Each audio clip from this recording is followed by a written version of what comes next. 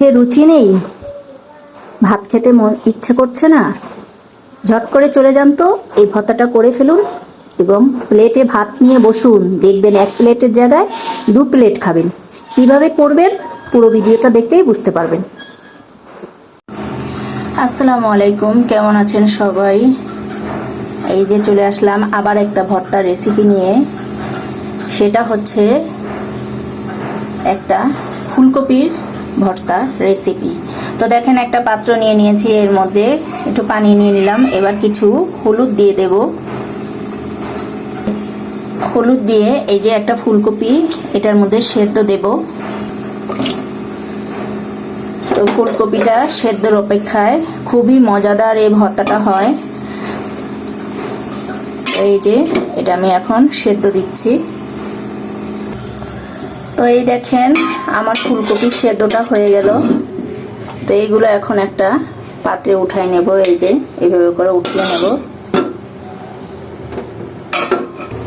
তো এই যে এখন একটা ফ্রাই প্যান নিয়ে নিলাম।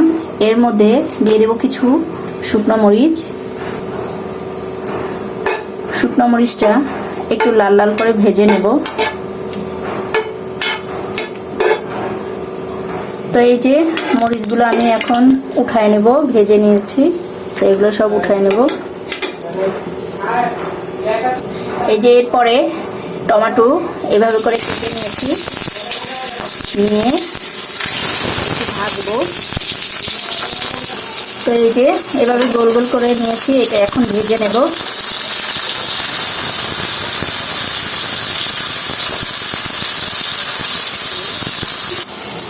এই তো টমেটোগুলো ভাজা শেষ, এখন আমি এগুলো উঠাই নেব।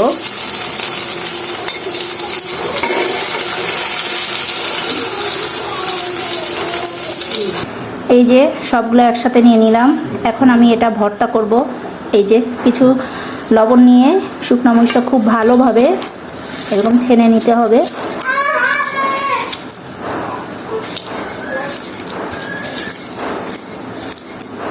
এরপরে দিয়ে দিব পেঁয়াজ। পেঁয়াজ মরিচ ভর্তা, এই যে এত সুন্দর ভর্তা, এটা দিয়েই ভাত খাওয়া যায়। তারপরেও এই যে এগুলো এখন সব একসাথে মাখিয়ে নেব খুব ভালোভাবে।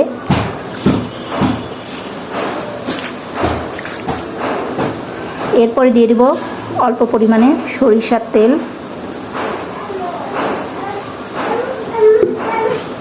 এরপরে দিয়ে দিব এই যে ধনেপাতা। আমি বিলেতি ধনেপাতা দিয়েছি, তো আপনারা কি বলেন এটার নাম জানি না, আমরা এটাই বলি। এই যে আলহামদুলিল্লাহ আমার ভর্তা কমপ্লিট। তো এটা দেখতেই কি লোভনীয়, সহ্য হচ্ছে না কখন খাবো। তো আজকে এতটুকুই। আসসালামু আলাইকুম।